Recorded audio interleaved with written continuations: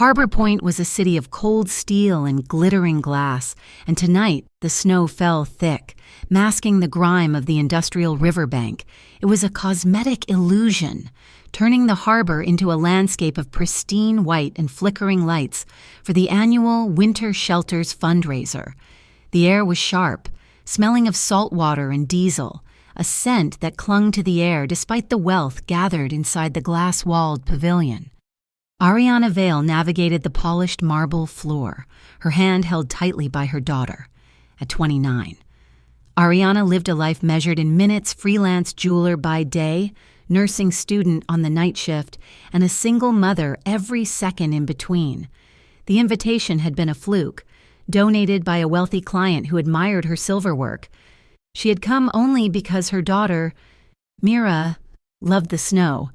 Mira was 7, all bundled in patience and wide eyes, her small boots whispering on the floor. Then, the atmosphere changed. It did not get louder, it got quieter. The ambient chatter of Harbor Point's elite dipped as the main doors opened, admitting a rush of frigid air and the man who embodied it. Cade Voss arrived. He moved with a lethal economy of motion, his entourage flanking him like shadows on the snow. They were dressed in dark, impeccably tailored wool, their presence a silent, suffocating pressure. The tabloids called him a billionaire, the streets, in hushed tones, called him Don Freeze. He was a man carved from the local granite, his features sharp, his eyes the color of the harbor water in winter. As he greeted the event host, a flash of silver caught the light. On his French cuff, fastened through the heavy silk, was his crest, a complex, crystalline snowflake, impossibly detailed, encircled by a serpent biting its own tail, the Voss crest. Mira, who had been focused on a towering ice sculpture of a swan, suddenly stopped. She squinted, her head tilting. Ariana felt the small hand slip from hers. "Mira, no, stay close." But the girl was already moving, drawn by the confidence only a 7-year-old possessed. She walked straight toward the man everyone else instinctively avoided. She stopped a few feet from Cade Voss. The silence was now absolute.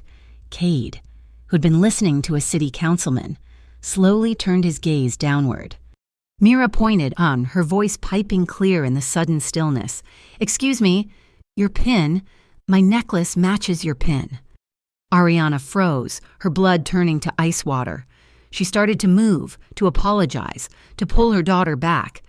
But Mira was already lifting the thin silver chain from beneath her modest party dress. Dangling from it was a pendant. It was tarnished, clearly old, but the design was unmistakable. A crystalline snowflake, encircled by a serpent. Ariana had found it 5 years ago, buried in a box of costume jewelry at a thrift shop near St. Bridget's Church. It had cost her 50 cents. Cade Voss did not move, but for the first time in perhaps a decade, he stopped. He truly stopped. His world, built on control and impenetrable ice, fractured. The cufflink was a symbol. The necklace was an impossibility. The Voss crest was not jewelry. It was a blood oath. A marker forged in the old country, meant only for those who carried the Voss name. It was meant for his bloodline. The only other person entitled to wear that symbol, his younger sister Liz, had vanished 10 years ago. His gaze snapped from the pendant to the girl, then to the mother rushing forward, the pulse in Cade's neck. Usually steady as a glacier, gave one hard, visible jump beneath his skin. He saw the girl's innocence. He saw the mother's immediate, protective fear. The air around them didn't just feel cold, it was cold. Across the room, standing near a frosted window, Ronan Dre watched. Ronan, the head of the rival Ashen League, was all false smiles and predatory warmth. He had seen the interaction. He had seen the pendant. He smirked. Pulling his phone from his pocket, he typed a short message to his second-in-command, the SEAL, to the vault. Not far from him, a woman in a modest server's uniform refilled champagne flutes she had no intention of serving. Elise Kincaid, an undercover agent for the Bureau of Civic Integrity, adjusted her earpiece. The BCI was investigating the complex web of philanthropy and organized crime in Harbor Point. She made a mental note: Cade Voss, unknown woman, unknown child, and a visible reaction to a piece of jewelry. Cade's voice was low, devoid of emotion, yet it cut through the room. "Come with me. To the VIP room. We need to discuss where you got that necklace." Ariana finally reached them, scooping Mira's hand. "I'm sorry. She didn't mean to bother you. We were just leaving." She would not be intimidated. Not even by him. "That wasn't a request," Cade said, his eyes locking on Ariana's. "And that wasn't an acceptance," no, Ariana countered. As the standoff stretched, one of Cade's bodyguards, Marlowe, who had been scanning the rooftops opposite the glass-walled pavilion, spoke low and urgent into his mic. "Sir, rooftop opposite, 2 o'clock, laser." A pinprick of red light, invisible to most, flashed across the ice sculpture. Hunting. Cade didn't hesitate. Down. The command shattered the silence just as the high-velocity round shattered the towering window. Glass exploded inward in a crystalline spray. The crowd screamed, dropping into a panic of silks and suits. Cade moved faster than a man of his size should. He didn't run. He covered. His body shielded Mira, his $1,000 cashmere overcoat falling around her like the wing of a dark bird, protecting her from the rain of shattered glass. Ariana reacted on pure instinct. She grabbed Mira's arm from under Cade's coat and dove, pulling her daughter behind the thick, linen-draped safety of a buffet table.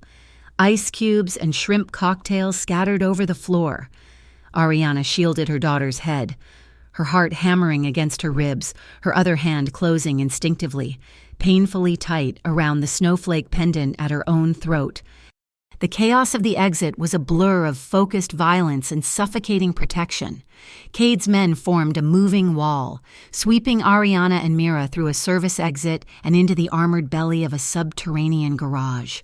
The black sedan moved without headlights, a shark gliding through the concrete depths of Harbor Point, emerging blocks later into the driving snow. They did not go to a police station. They went to the North Star Tower. It was a shard of obsidian piercing the snowy sky, the headquarters of North Star Holdings, the legitimate face of the Voss Empire. The elevator was silent, its ascent so smooth it felt like a pressurized drop. They bypassed the luxurious corporate floors, arriving at a private penthouse level that was more fortress than home. The room Cade led them to was not a bedroom. It was an emergency suite, stocked with medical supplies, its own filtered air system, and windows of thick, bullet-resistant glass. Mira, wrapped in Cade's cashmere coat, was asleep on her feet. Ariana settled her on a plush sofa, her own body rigid with adrenaline. "You can't keep us here," Ariana stated, her voice shaking but hard. Cade stood by the window, looking down at the city he owned.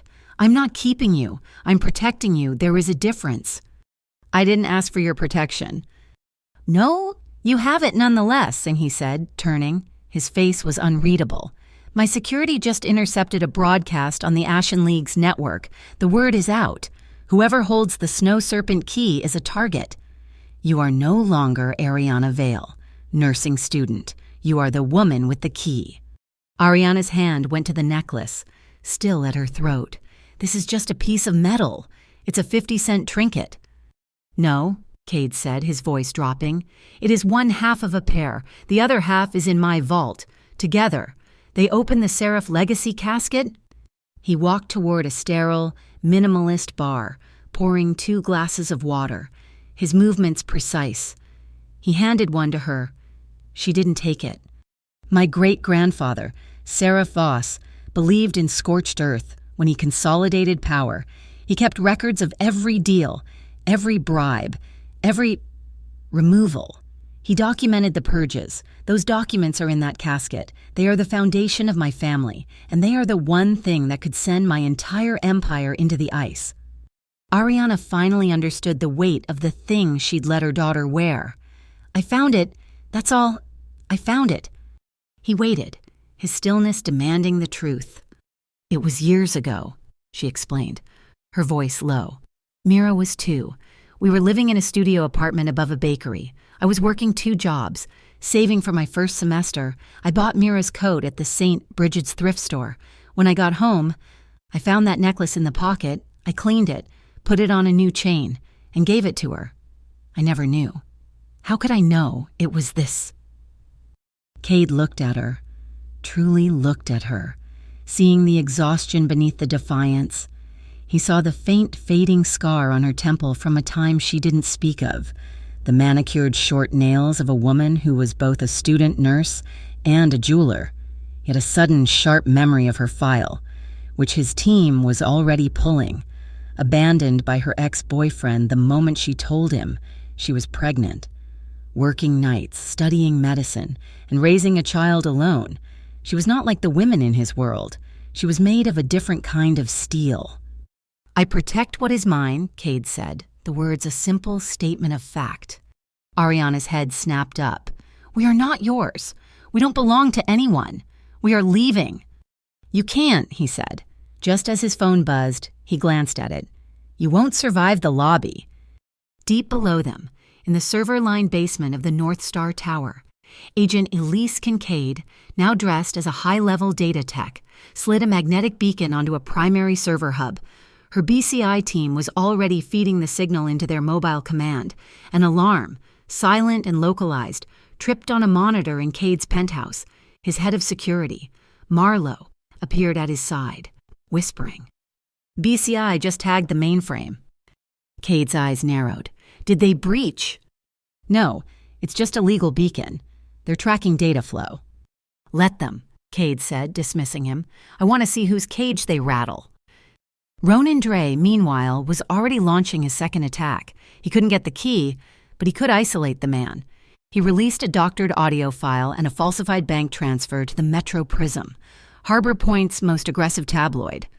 Ariana, pacing the room like a caged animal, saw the television in the corner flicker to life. A breaking news alert flashed across the screen, a picture of Cade from the gala moments before the chaos. The headline read, "Voss funds orphan shelters with dirty money." Her stomach dropped. He had not only put her in danger, but he was also toxic. The media firestorm would find her, find Mira. She was now an associate of Dawn Freeze. A small voice broke the tension. "Mr. Cade." Mira was awake, sitting on the sofa, the heavy coat pooled around her. She was looking at Cade, not with fear, but with curiosity. Cade turned, his entire posture softening, a transformation so subtle Ariana almost missed it. "The ice swan at the party was very big," Mira whispered, "but it broke. Snow is better. Snow is quiet." Cade crouched, a profoundly unnatural movement for a man of his stature. He was now at her level. He looked at the girl who wore his family's secret, who had walked up to a killer and complimented his jewelry. For the first time, the ice in his expression did not just crack. It momentarily melted. She wasn't looking at the dawn. She was looking at the man she had named, just moments before the glass shattered. "Mr. Cade with the warm coat." By morning, the penthouse had been transformed into a command center. Cade established the new rules of her life with chilling efficiency. A retired tactical paramedic named Doctor. Ray would be on call for Mira, a quiet, unflappable driver. Jonah Pike would manage all transport, and the 2 bodyguards from the night before, Marlowe and Sable, would rotate in 12-hour shifts, a constant, silent presence. "I have a shift," Ariana said, breaking the silence of their high-security breakfast. Cade didn't look up from his tablet. "Ray can cover it. I'll have North Star triple the donation to Harbor Point Mercy." "It's my shift," Ariana repeated, her voice low and tight. "I am an intern. I have patience. I am not calling in rich." Cade finally looked at her. "You are a target. You will stay here, where I can guarantee your safety." "You guarantee it," she challenged, standing. "Your guarantee almost got my daughter killed last night. I am going. If I don't, I lose my residency. I lose the one thing I have worked for 7 years to build. You will not take that from me." The argument continued into the private elevator, the air crackling with their opposing wills. "You don't understand the world you're in," Cade said, his voice a low growl. "I understand my world," she shot back, "and in my world, you show up or you fail." When the doors opened to the subterranean garage, Marlowe and Sable stepped ahead, fanning out. "See," Ariana said, gesturing to the empty, echoing space. "You're paranoid." To prove her point, she suddenly sidestepped, feinting left toward a side exit, moving faster than they expected. Security gap. Sable moved to intercept her, but Cade was faster. He caught her arm, not gently. "This is not a game." "Then stop treating me like one of your pawns." A roar echoed through the concrete. A heavy-duty utility truck, its headlights off, rocketed around the corner from a loading bay they hadn't cleared. Marlowe and Sable drew their weapons, shouting, but the truck was too fast. It wasn't aiming for Cade. It was aiming for her. Time compressed. Cade didn't pull her. He moved into her, becoming a human shield. He used his momentum to slam them both backward, his arms caging her, his body taking the impact as her back hit a thick concrete support pillar. The truck screeched past, its fender scraping the very pillar they were pinned against, showering them in sparks and paint chips. It smashed into the steel garage gate, then reversed, its engine screaming, and fled up the exit ramp. Ariana was breathless, her ears ringing. Her entire body was pressed against the unyielding concrete by Cade's. His heart was hammering against her chest, a frantic drumbeat that matched her own. His breath was hot on her temple. She could smell the faint, clean scent of his wool suit and the metallic tang of adrenaline. He was too close. He was everywhere. He slowly eased the pressure, but he didn't step back. His hands were braced on the pillar on either side of her head. He was trapped, and he was the cage. His eyes, usually so cold, were dark and blazing. He looked at her mouth, then back to her eyes. The air was so thick they could have drowned in it. He leaned in, a fraction of an inch, and the entire world stopped. Then, he visibly mastered himself. He pushed off the pillar, stepping back, and the connection shattered, leaving Ariana gasping and cold. He turned to Marlowe. "Find that truck. Find the driver. Bring me his name." He looked back at Ariana. "Your shift is canceled." This time, it was not a suggestion. Later that day, Mira, oblivious to the near miss, presented Cade with a crayon drawing. It showed a very tall stick figure, a small stick figure, and a medium stick figure, all holding hands under a gigantic, wobbly snowflake. "That's you," she said, pointing to the tall one.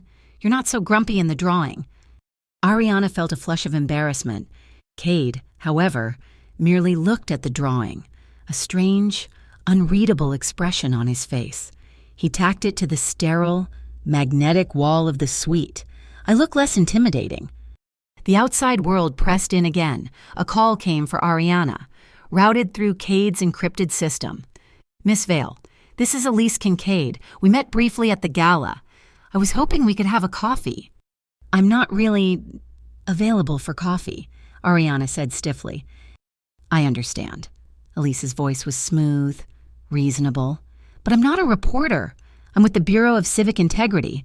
If your daughter is wearing that key, Miss Vale, you have more right than anyone to know what's in the box it opens." The call rattled her. A cop, not a mobster. It was a different kind of threat, or a different kind of salvation. She told Cade about the call. "She's right," Ariana said. "I need to know. I want the necklace tested. I want to know what it is." She expected him to refuse. Instead, he nodded. "I will have Doctor Ray take a sample for forensic analysis.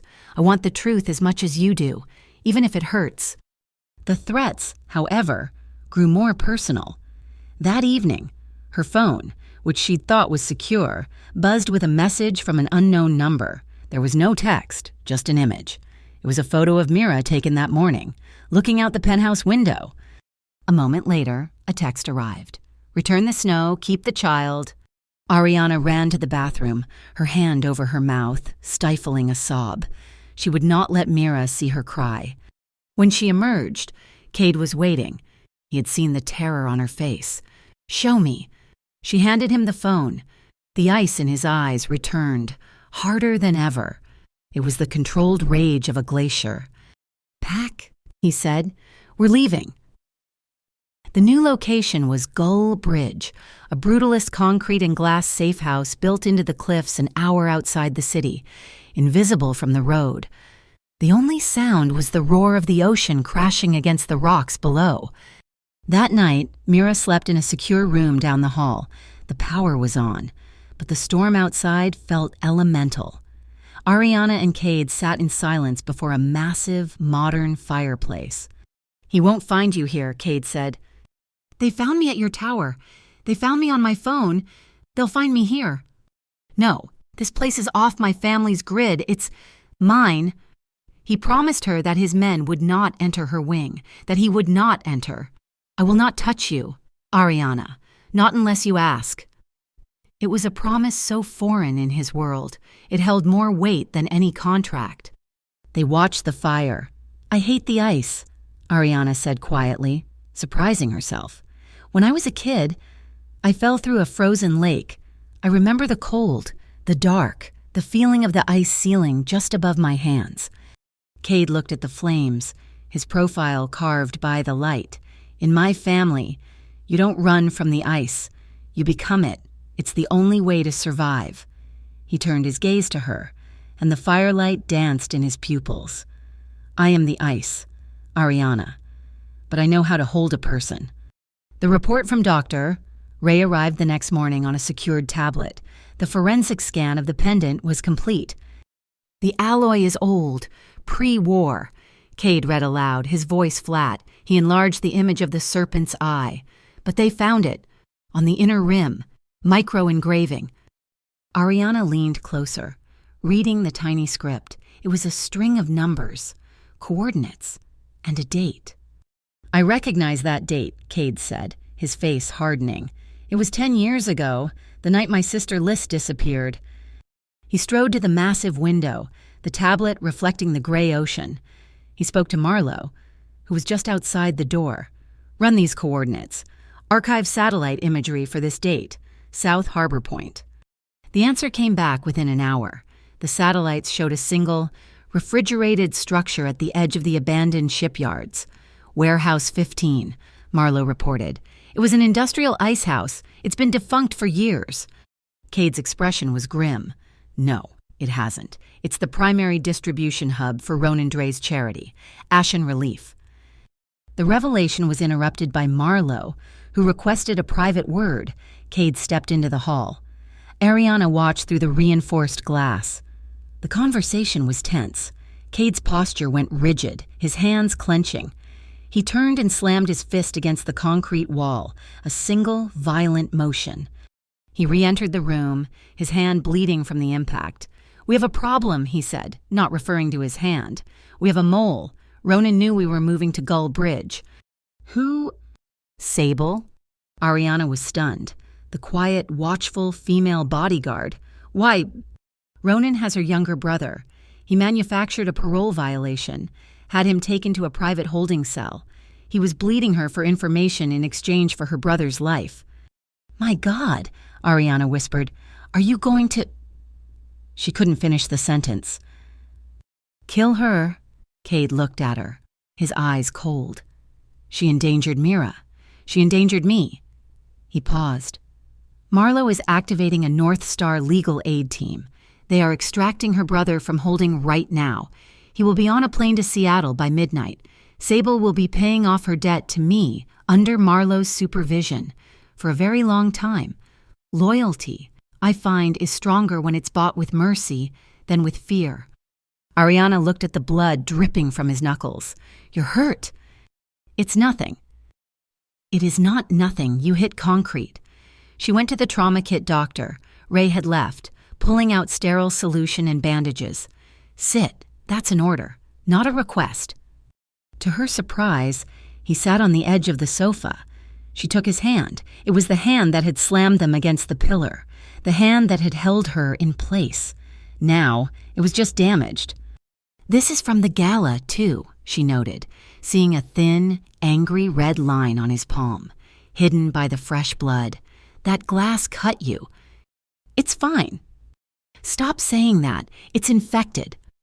Her touch was clinical, detached, as she cleaned the wounds, but the room was too quiet. The sound of the ocean, a distant roar. She was kneeling before him, holding the hand of Don Freeze, cleaning his blood. "Your pulse is racing," she murmured, her fingers brushing the artery in his wrist. "That is your observation, Nurse Vale." His voice was rough. "It is." She felt the shift in the air, the same magnetic pull from the garage. She pulled the stethoscope from her bag, the one she used for her nursing clinicals. "I need to check." She stood, placing the cold diaphragm against his chest, over the thin cashmere of his sweater. The sound filled her ears, amplified, a strong, steady, and undeniably fast rhythm, thump-thump, thump-thump.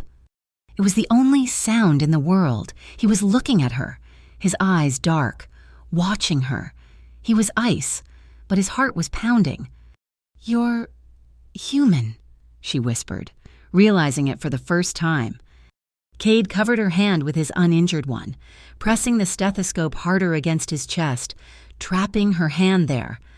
"Ariana," he said, and the use of her name was more intimate than a touch. She pulled back, severing the connection, her own heart now racing. "You need to keep it clean," she said, her voice unsteady. That night, they moved. They wore dark tactical gear, the city lights of Harbor Point a distant, glittering promise. Warehouse 15 was a massive, windowless block of concrete and frost. "Marlowe and Sable are creating a diversion on the north side," Cade whispered, his voice in her earpiece. "That gives us a 3-minute window." They didn't go to the door. Cade led her to a fire route, scaling a fence and moving along a high gantry. "The internal sensors are seismic," he said. "We stick to the structural beams." Ariana looked up, her mind switching from nursing to the engineering she'd studied in her first year of college. "The sprinkler system," she whispered, pointing. "It's an old foam-based fire suppression. The floor directly beneath the main pipes will be reinforced to handle the weight. That's our path. It's clear of tripwires." Cade gave her a look of profound, surprised respect. A cold head in the middle of the ice. "Move." They found the office in the sub-basement. It was coated in thick frost. In the center of the room sat an antique safe, heavy and dark, with the Voss serpent and snowflake crest carved into its face. Below the crest were 2 keyholes, side by side. Ariana's hand went to the necklace, which Cade had insisted she wear. She pulled it off, her fingers trembling. Cade took it from her and slotted the pendant into the right-hand keyhole.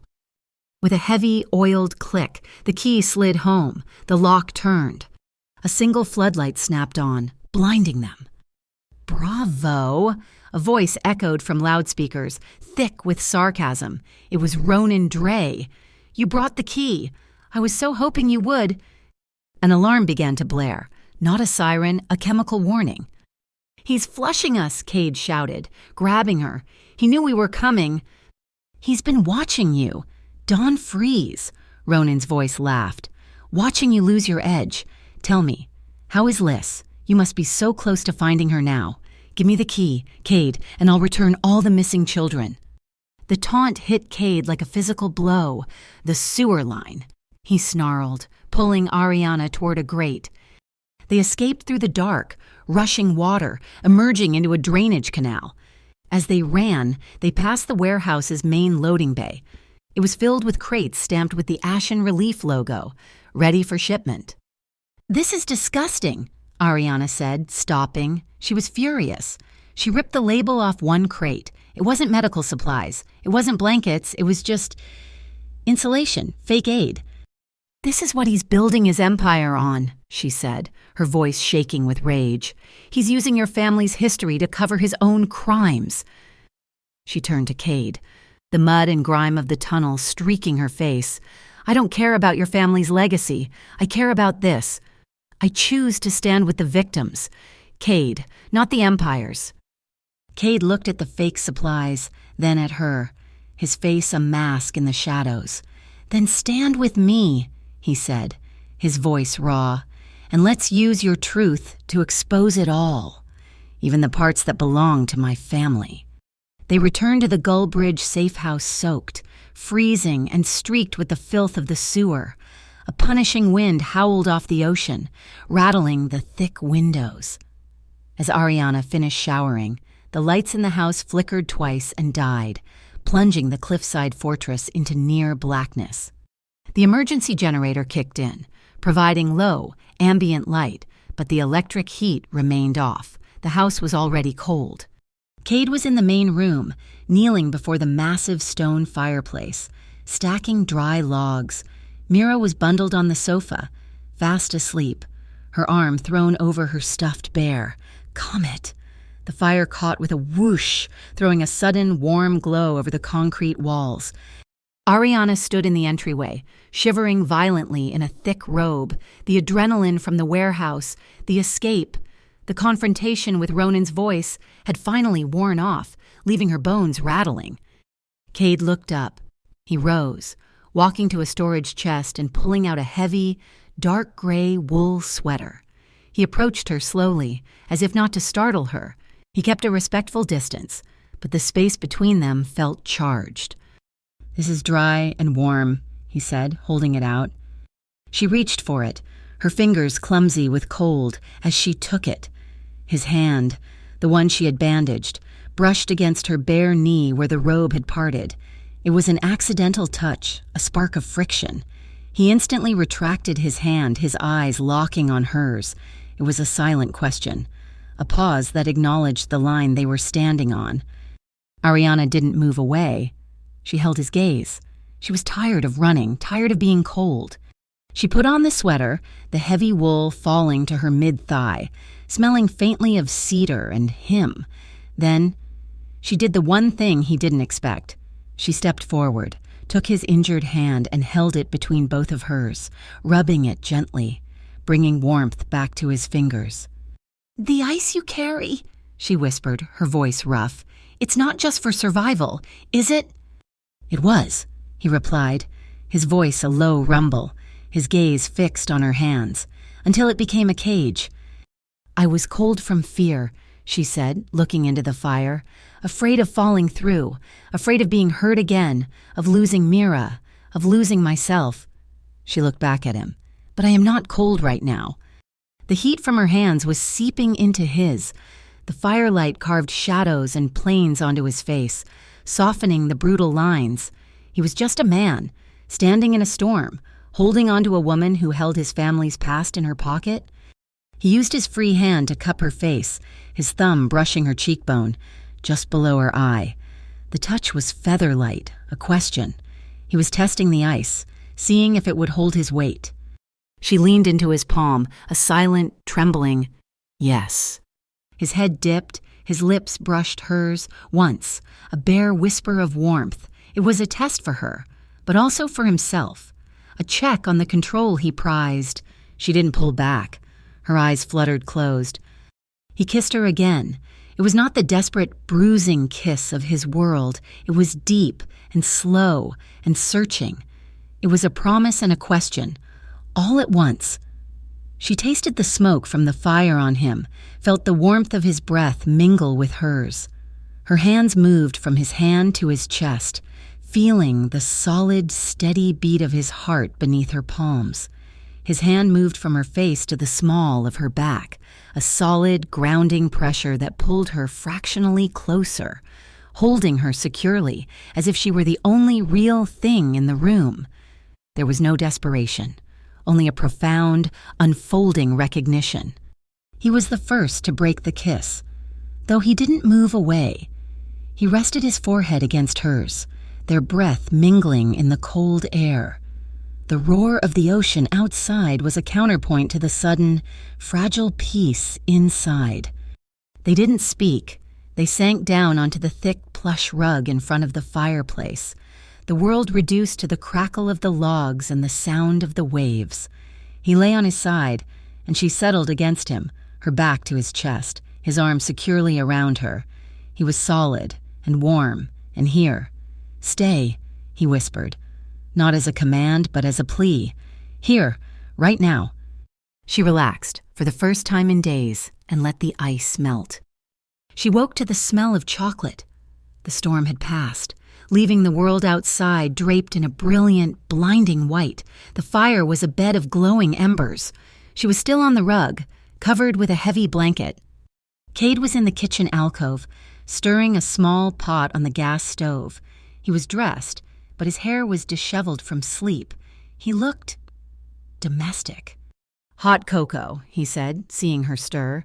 He poured it into a mug and brought it to her. "Where's Mira?" she asked, sitting up, her voice thick with sleep.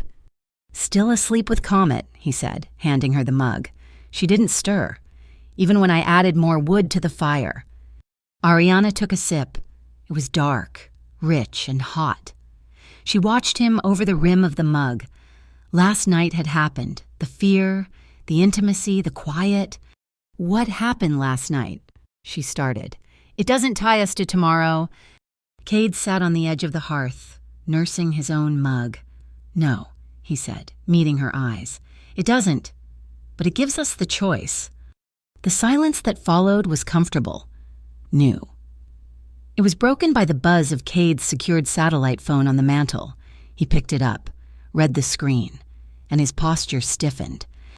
"It's from Agent Kincaid, the BCI." Ariana stood, the warmth of the morning evaporating. "What is it?" "They're moving on Ashen Relief. They found the shell corporations, the fake insulation, everything. The D is ready to file charges." He looked at her. "But the charges against Ronan for fraud won't stick without motive. They need the diadem. They need the other half of the key to prove the connection to the Voss legacy, to your necklace." "They want my key," Ariana said. It wasn't a question. "They are requesting your cooperation." Ariana thought of the fake aid. She thought of Ronan's voice taunting Cade about missing children. She thought of Mira. She made her decision. "I'll do it," she said, her voice clear and strong. "I will cooperate, but I have 2 conditions." Cade watched her, a new respect in his eyes. "1, Mira is protected, legally, physically, completely. She's not a witness. She's not a bargaining chip. And 2, my name does not appear in a single headline. I am not a snow siren. I am not a tabloid curiosity. I will be a witness, not a spectacle. If they agree to that, they get their key." Elise Kincaid met them in the neutral territory of a shuttered wing of the Harbor Point Public Library. She was not alone. She brought a man from the Metropolitan Probity Office, the MPO, who looked like he was carved from gray slate. The BCI, in conjunction with the MPO, is prepared to offer the civilian support program. The MPO man said. His voice was dry, like old files being shuffled.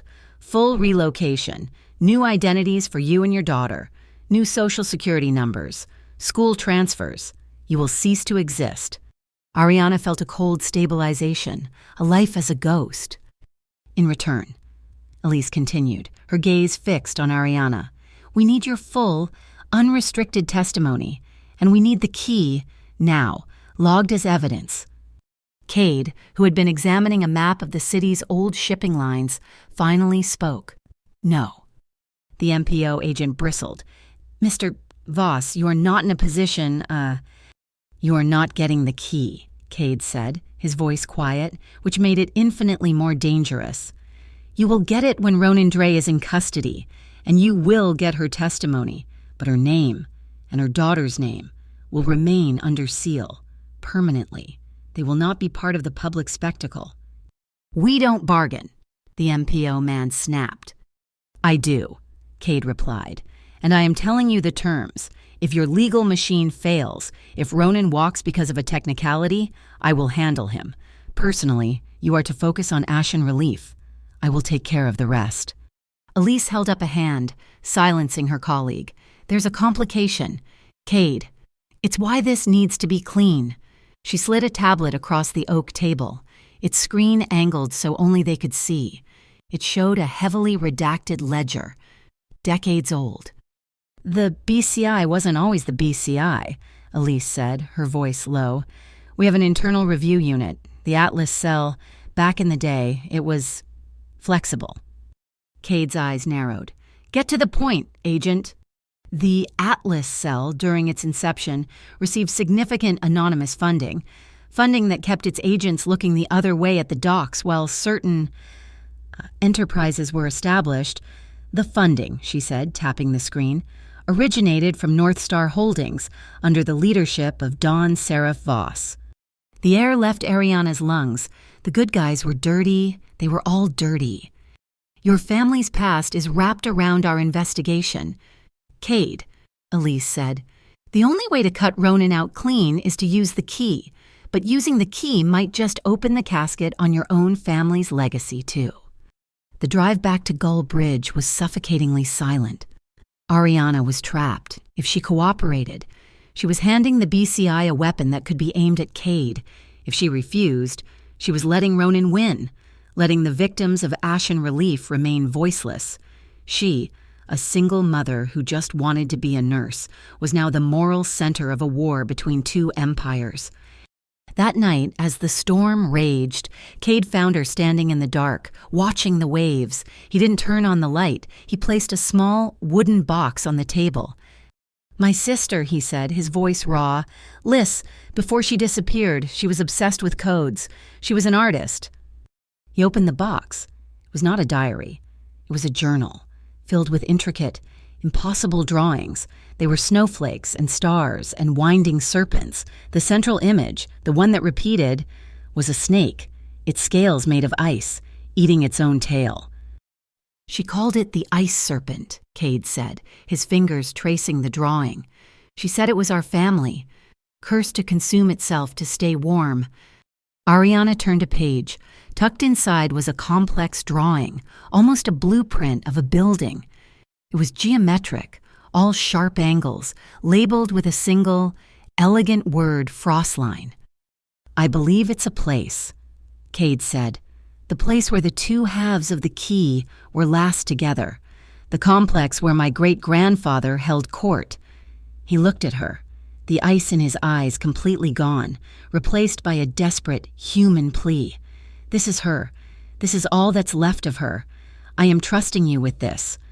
While they spoke of ghosts, Mira sat at a low table, bored. Marlowe had given her a stack of scrap paper and a glue stick. She was cutting shapes, humming to herself. Ariana, her mind reeling from the diary, knelt beside her daughter. What are you making, sweetie? A snow puzzle, Mira said, not looking up. She carefully placed a triangular piece of blue paper next to a white one. It's a snake, but he's chasing his own tail for lunch. Ariana's breath caught. She looked from the complex drawing in the journal to the simple, innocent craft project on the floor. It was the same curves, the same shape, the same ice serpent eating its tail. She looked up at Cade, her eyes wide with a feeling she couldn't name. It was not fear, it was destiny. The child who had found the key was now, innocently, unlocking the code. The moment was broken by Cade's phone, a single, encrypted text. He read it, and his entire demeanor shifted, snapping back into the form of Dawn Freeze.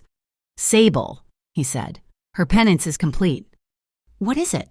Ronan is moving. He's paranoid. He's not keeping the other half of the key at the warehouse. He's moving it to a new location. Tonight. He showed her the text.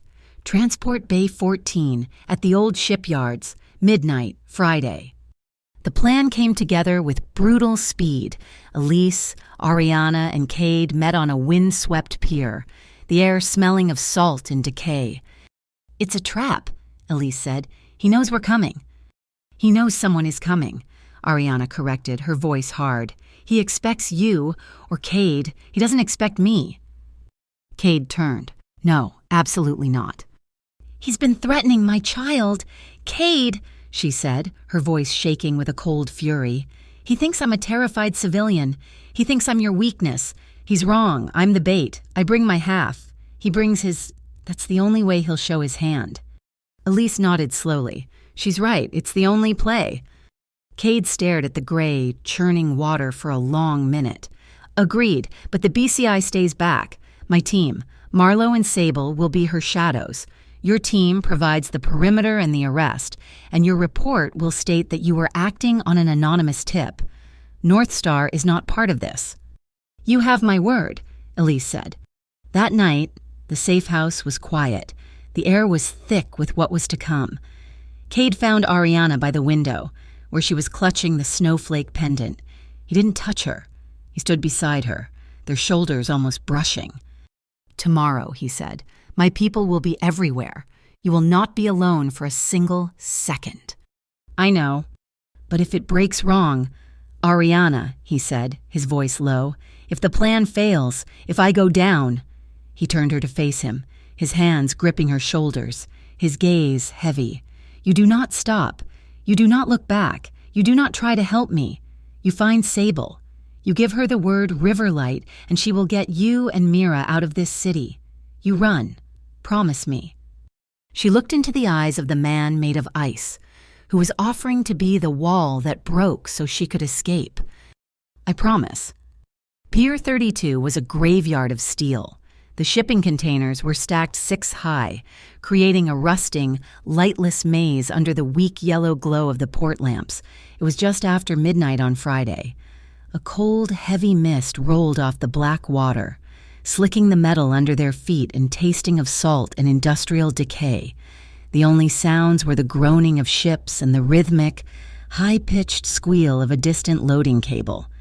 Cade, Ariana, and Marlowe moved through the shadows.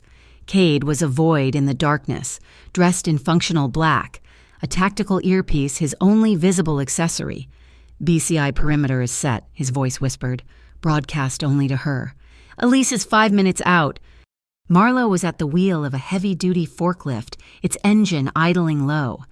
Ariana stood beside him, her small frame swallowed by the darkness. She wore a dark beanie, her hair tucked away. Her hands were covered in the thin, pale blue nitrile of medical gloves. She had insisted. She needed to feel the metal.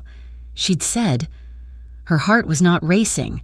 It was a single, heavy drumbeat against her ribs, a slow, deep thud. A single, blinding floodlight snapped on, illuminating an open square of oil-stained pavement. Ronan Dre stepped into the light, smiling, flanked by a dozen men. His lieutenant, Vex, stood at his right. Ronan was casually spinning a long, thin combat knife, dangling from the hilt, gleaming wetly in the light. Was the other half of the key, the Voss diadem. The Don Ronan's voice, amplified by the container walls, was slick with contempt. "I'm so glad you can make it." He gestured to a man setting up a phone on a small tripod. "We're live streaming, Cade. I want the world to see the great Don freeze, brought to his knees by a nursing student." Cade's jaw tightened. He tapped his earpiece. "Elise status." Her voice came back, strained and furious. "We're held at the checkpoint. Judge Doyle signed a last-minute warrant, a full customs search. It's procedural nonsense. Cade, he bought himself time. I'm 6 minutes out. 6 minutes." Cade closed his eyes. 6 minutes, a lifetime. He had to stall. "I can do it," Ariana whispered, her voice surprisingly steady. Before Cade could object, she stepped out of the shadows. Her hands raised slightly, palms forward.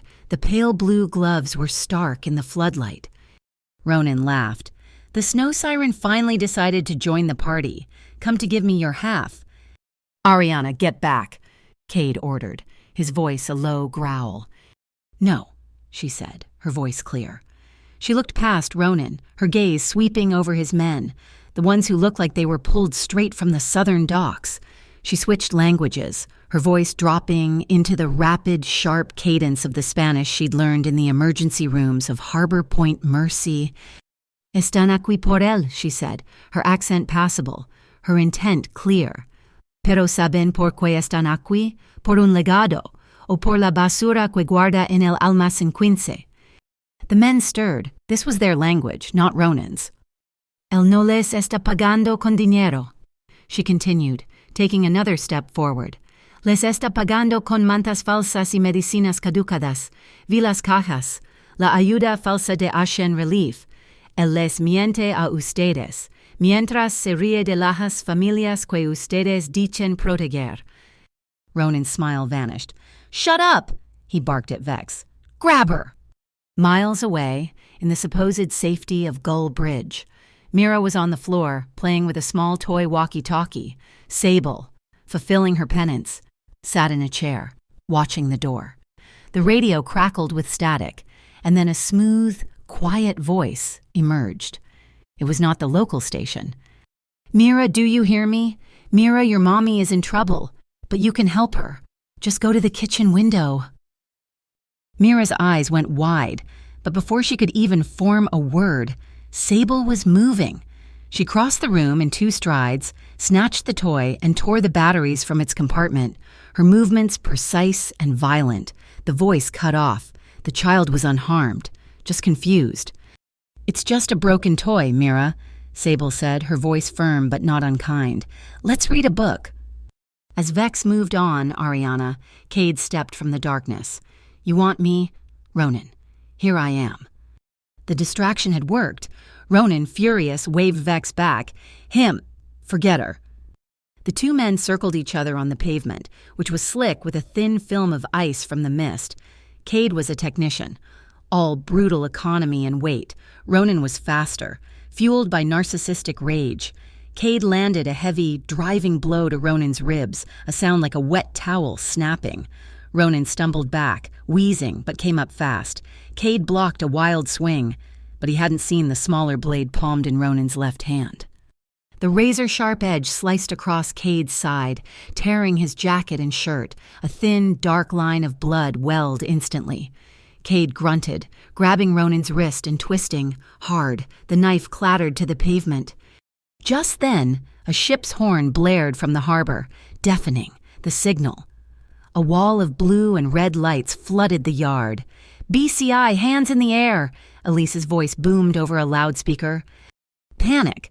Ronan reacted instantly. He wasn't a fighter, he was a rat. He kicked an oil drum at Cade, grabbed a smoke grenade from Vex, and threw it at the ground, the yard filled with thick gray smoke. "Aye, Vex the key go," Ronan yelled. Throwing the diadem through the smoke, Vex caught it and bolted for the water, while Ronan sprinted for the gantry stairs. Cade was blinded, clutching his side, but Ariana had seen the handoff. Vex was running straight for her. "Marlowe!" she screamed. Marlowe gunned the forklift's engine. Ariana jumped onto the side rail. Marlowe slammed the machine into reverse, its tires smoking, and spun it. The heavy steel fork swung like a scythe. Vex was forced to swerve, trapped between the forklift and a container wall. Ariana leaped from the moving forklift onto Vex's back. She was not a fighter, but she was a mother, and she was furious. Her gloved fingers clawed for the key, ripping it from his hand as they both went down. She rolled away, clutching the metal prize. "Target with the asset is down," a BCI agent, misidentifying her in the smoke, yelled. A sharp thwack echoed. A rubber bullet, fired from the perimeter, ricocheted off the container, inches from her head. She screamed, curling into a ball. In a flash, Cade was there. He threw himself on top of her, his body a solid shield, hissing in pain as his wounded side hit the pavement. "Cease fire!" Elise's voice roared across the yard. "Cease fire! Blue target is friendly! Friendly!" Cade pushed himself up, his face pale, breathing hard. He looked down at her. She was terrified, trembling, but her fist was clenched tight. She opened it, showing him the dark, gleaming metal of the second key. She had it. Frostline was not a building. It was a scar. It was the sub-basement of a long-condemned Voss property, a place where the city's natural chill was amplified by old, dead refrigeration systems. It was an ice house, in every sense of the word. Elise Kincaid, flanked by 2 BCI agents, stood opposite Cade and Ariana. Cade's side was tightly bandaged beneath his dark shirt. Between them, on a sterile evidence table, sat the Seraph Legacy casket. Ariana, her hand steady, handed her snowflake pendant to Cade. He took it, the metal warm from her skin. He slid it into the right-hand keyhole. He then took the diadem Ronan's half and slotted it into the left. He turned both keys at once. There was no magical click, only the heavy, hydraulic sigh of pressurized seals breaking. The thick steel door hissed open. The contents were mundane: ledgers bound in old leather, reels of film, and a single dark wooden box. On top of the box lay a small, modern USB drive, a stark anachronism. A BCI technician plugged the drive into a field laptop. A video file opened. It was a girl, perhaps 19, with high cheekbones and Cade's ice-gray eyes. Liz Voss. She looked straight into the camera. "If you are watching this," she said, her voice clear and cold, "you hold the keys, you hold the choice. You can burn the ice, or you can use the ice to bind the next generation." While the message played, Elise opened a ledger. Her face went pale. She found the trust deed, signed by Dawn Seraph. It wasn't a death certificate. It was an internal protection order, moving millions into an untraceable offshore account. "Cade," Elise said, her voice strained. "She isn't dead. He sent her away. He put her on ice, gave her a new identity, a new life. He did it to keep her quiet about this." This was the other ledger, the one detailing decades of payments to a secret unit within the BCI's predecessor, the Atlas Cell. "We seal all of it," Elise said, her voice hard, already in damage control mode. "It's all evidence." "No," Cade said. He pointed to the ledgers detailing Ronan's fraud, the fake Ashen relief shipments. "That goes public. We destroy Ronan. But this..." He tapped the Atlas Cell file. "This is a ghost. It implicates men who are now retired or dead. It protects no one, and it drags living, innocent agents into a historical witch hunt." Ariana stared at him, a cold dread washing over her. "You want to edit it? You want to sanitize the evidence, Cade? Justice isn't a grocery store. You don't get to pick and choose what's true." "I am protecting people who don't deserve this," he countered, his voice hard. "You are protecting your version of the truth," she shot back. The fragile, unspoken trust that had been built by the fireplace at Gull Bridge cracked. They returned to the safe house as two separate, angry people, and the world was waiting for them. Ronan, from his holding cell, had activated his final weapon. Cade's phone buzzed, then Ariana's. Marlowe, standing guard at the door, cursed. He held up his own screen, the Metro Prism. The headline was simple: "The Snow Siren's Betrayal." The video was grainy, time-stamped 2 nights before the pier assault. It appeared to show Ariana in the shadows of a loading bay, meeting Ronan Dre. The audio was clear, though her mouth was slightly obscured. "Cade is too soft," her voice said. "Let's take him down together."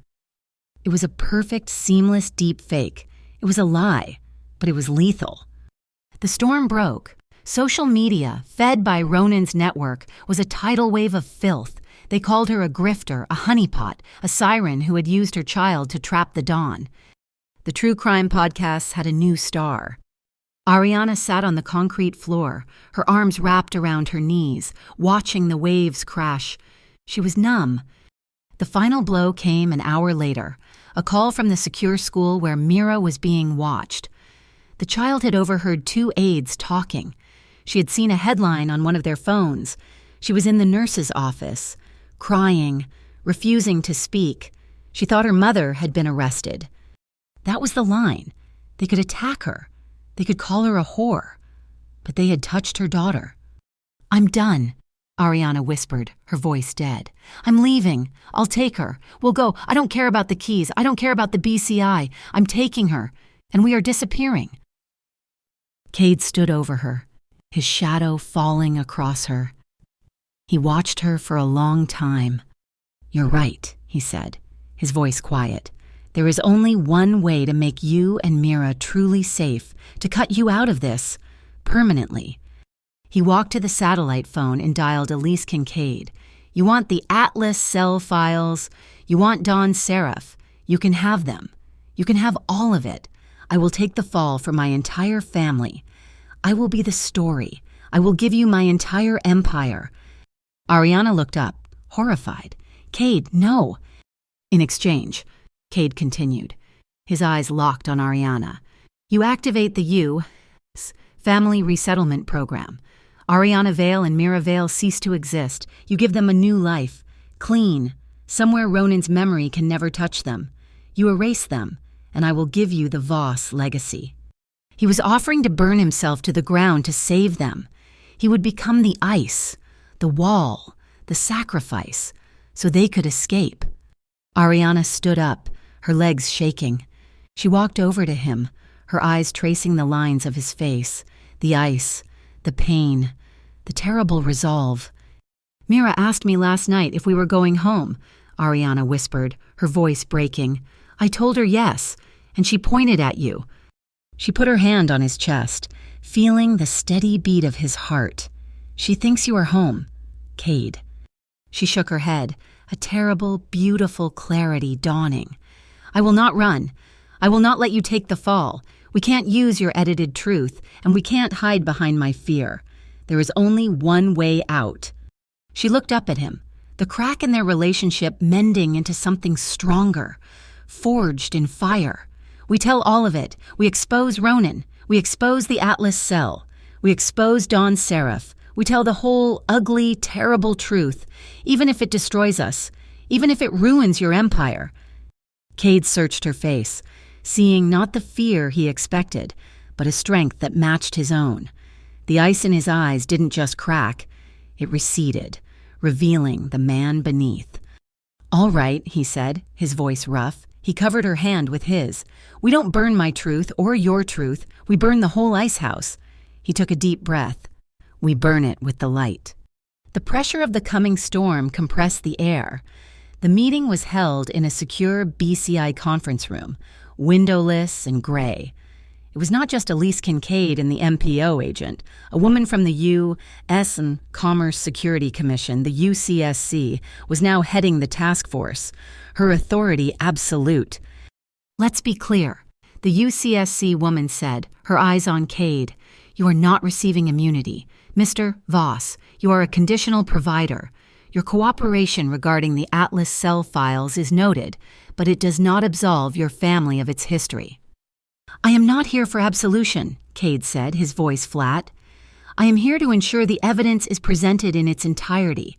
My team has prepared the full timeline. For 6 hours, they built the case. They laid the ghosts of Don Seraph's empire bare. They connected the falsified shipping manifests from Ashen Relief to the shell corporations, to the empty contracts for shelters that were never built. They linked the money trail from Ronan's accounts back to the offshore funds established by the Atlas cell, and at the center of it all, tying the past to the present, were two interlocking keys, the snowflake and the diadem.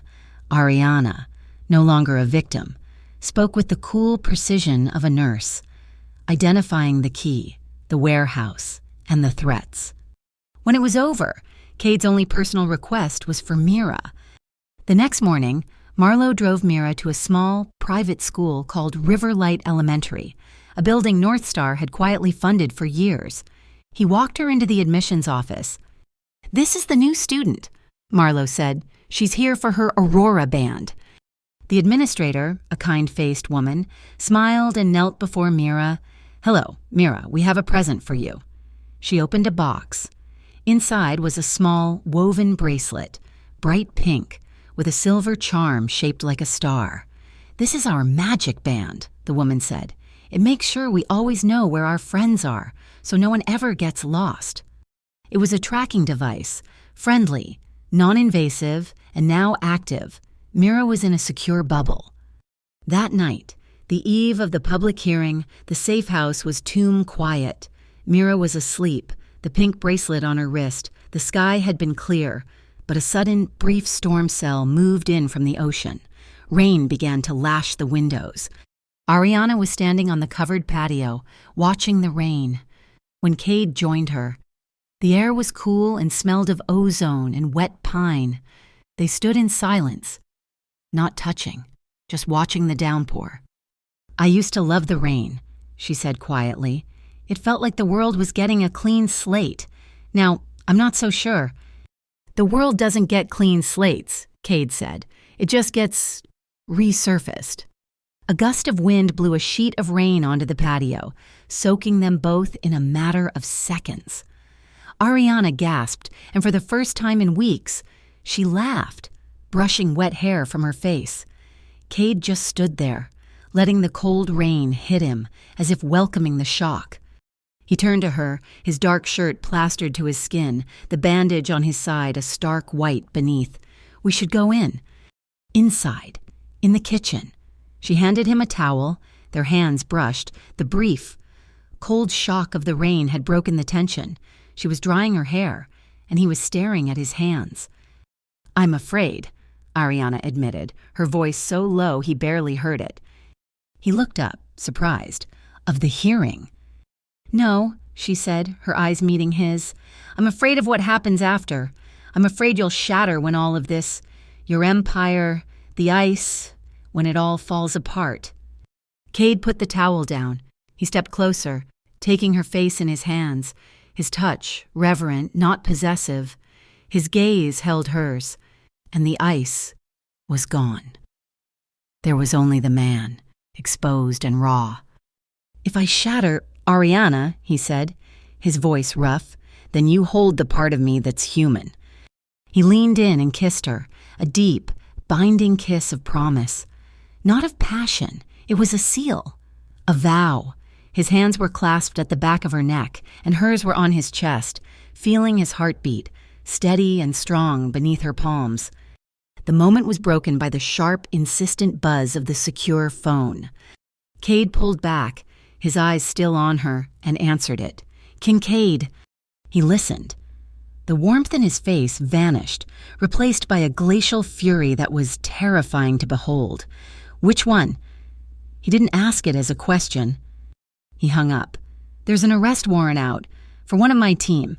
He's been compromised. He was trying to access Mira's file at Riverlight." Ariana's heart stopped. "Who, Marlowe?" "No," Cade said, his voice a blade.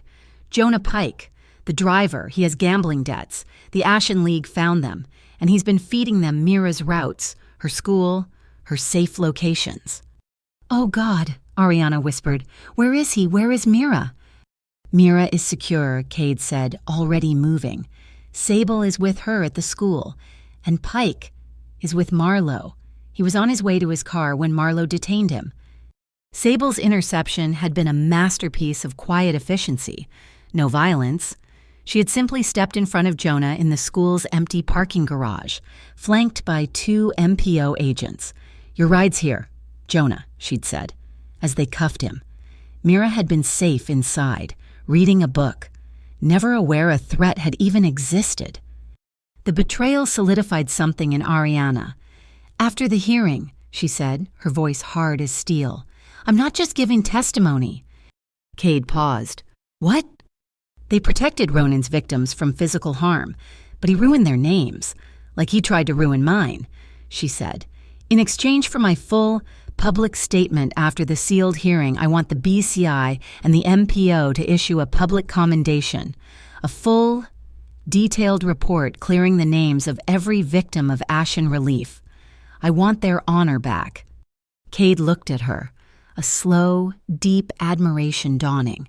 She was not just surviving, she was fighting. "We have one last thing to do," he said. He pulled her to the map of the city. He tapped a small, rusted red line on the industrial side. "Tomorrow will be chaos. If it goes wrong, if they separate us, you don't run for the car, you don't go to the BCI, you take Mira, and you go here." "The Ember Iron Bridge," Ariana read. "Sable will meet you on the north end," Cade said. "It's the last escape route. The Ember Bridge." The New Avalon Inner District Court was silent, the air heavy as unfallen snow. Ariana was on the stand, her voice clear, her training as a nurse lending a clinical, undeniable precision to her testimony. She spoke of the thrift store, the ice warehouse, the falsified ledgers of Ashen Relief, on the prosecutor's table, under the flat courtroom lights. The 2 halves of the key, the snowflake pendant, and the diadem lay like sleeping serpents. "And this," Ariana concluded, holding the gaze of the panel, "is the truth he tried to bury. the side doors of the courtroom burst open. "Civil transport," a man shouted, dressed in a blue-gray uniform, pushing a dolly. "We have a last-minute evidence transfer." It was chaos. The judge hammered the gavel. Civilian security moved to intercept, but the transport team, 4 men, fanned out. Their leader, the man who had shouted, was Ronan Dre. He vaulted the low barrier, heading for the evidence table. Cade did not draw a weapon. He didn't move toward Ronan. He moved to Ariana, shoving her behind his body, using his own bulk as a shield. "Marlowe hallway now," he yelled. As Ronan lunged for the keys, Cade shoved the massive, solid oak defense table. It scraped across the floor and flipped, slamming into Ronan's shins and sending him crashing to the ground in the same instant. Sable and Agent Kincaid, moving with terrifying practice synergy, neutralized the other 2 men, their takedowns brutal and non-lethal. In the hallway, Marlowe heard the commotion. Mira, standing beside him, looked up, her eyes wide. She had heard the crash and the shouts, but she did not run. She did not scream. She grabbed Marlowe's hand and stood perfectly still. Cade had taught her the game himself. When the ice cracks under your feet, you don't run. You stand still as snow. Ronan scrambled up, furious, ignoring the keys. He saw the USB drive, the True Legacy, and grabbed it. He had a gun, pulled from his ankle holster. He aimed it at the bench, at the judge, at anyone. Cade lunged. Ronan fired. The shot was wild, deafening. It tore through the air, grazing Elise Kincaid's forearm as she cuffed the last man. The USB drive flew from Ronan's hand, skittering across the marble floor. Ariana had been moving. She wasn't a fighter, she was a nurse. Her medical trauma bag was on the floor beside her chair. She didn't have a weapon, she had supplies. She grabbed the heaviest, densest object in her kit, a 6-inch compression bandage, tightly rolled and threw it with all the force of a mother protecting her child. The bandage struck Ronan's wrist, the solid impact just as he was trying to re-aim. He flinched, his hand spasming, his concentration broken for half a second. It was all Cade needed. He crashed into Ronan, taking him to the ground. The old Cade, Don Freeze, would have ended it. His hands, strong enough to break stone, were on Ronan's throat. The courtroom held its breath. Cade looked past the man beneath him, his gaze finding Ariana, who was staring, terrified but unmoving. He saw the ember bridge. He saw the rooftop garden. He saw her. He chose the light. Cade didn't strike. He simply held Ronan, applying crushing, immobilizing pressure, pushing his face into the cold floor. "It's over," Cade breathed. Elise Kincaid, clutching her bleeding arm, slammed the handcuffs onto Ronan's wrists. The judge, white-faced, hammered the gavel. "This hearing is sealed. This courtroom is secure. Activate the civic open records. Let the city see the truth." The final twist came from the USB drive. The technician played the video file. It was Liz Voss, 10 years younger. "If you are watching this," she said, her voice clear, "it means someone finally looked. I am alive. I am in MPO protective custody." She explained that Don Seraph had hidden her to protect a secret, but she couldn't live with it. "I couldn't get the diadem," she said, "but I could release the key. I put my pendant in the St. Bridget's donation bin 5 years ago. I set it free, hoping someone good, someone strong, would find it and start the chain." The judgment was swift. The Ashen League imploded. The BCI released the full, unedited truth about the Atlas cell. North Star Holdings was forced into receivership. Cade was there, in a quiet room, signing the papers. He voluntarily signed over 60% of his family's assets to establish the Riverlight Fund, a foundation for the victims of organized crime. His own sentence was read a week later. Probation, 5,000 hours of community service, and a lifetime ban from any shadow business. Cade Voss, Don Freeze, was officially retired. The epilogue came not with the snow, but with the sun. It was summer. The opening of the Riverlight Community Center was crowded. The building, funded by the assets of a fallen empire, was bright and full of windows. Cutting the ceremonial ribbon was Mira, now 8, her face bright with purpose. Around her neck, the snowflake serpent was gone. In its place, on the same silver chain, was a new pendant. Ariana, the jeweler, had melted down the past. It was now a delicate snowflake, its center melted away to hold a single, polished silver heart. That evening, the North Star Tower was quiet. The rooftop, once Cade's private fortress, was now a public garden, open to the city. Ariana leaned against him, the wind warm, the city lights below them. "It's over," she whispered. He said nothing, just turned, his hand moving to the back of her neck, his fingers gentle in her hair. He kissed her. It was not the desperate, exploratory kiss of the safe house or the binding promise in the rain. It was the deep, quiet kiss of arrival. It was a commitment to peace. A small whirlwind launched itself at them. Mira ran up, wearing a new badge from the center. She held her necklace up to Cade's chest, where his crest pin used to be. "Look," she chimed, "my necklace still matches your badge." Ariana smiled, leaning her head on his shoulder. "It's a family badge now, sweetie." Cade watched his daughter run to the fountain. The ice had not been destroyed. It had not vanished. It had simply melted. It had become water. And water, he now understood, was the thing that gave life. Thank you so much for listening to our story. We would love to know where in the world you are listening from. So please comment below to connect and share your thoughts. Please subscribe to our channel, Mafia Boss Story, like this video, and give it an extra boost by hitting the hype button to help this story be heard by more people.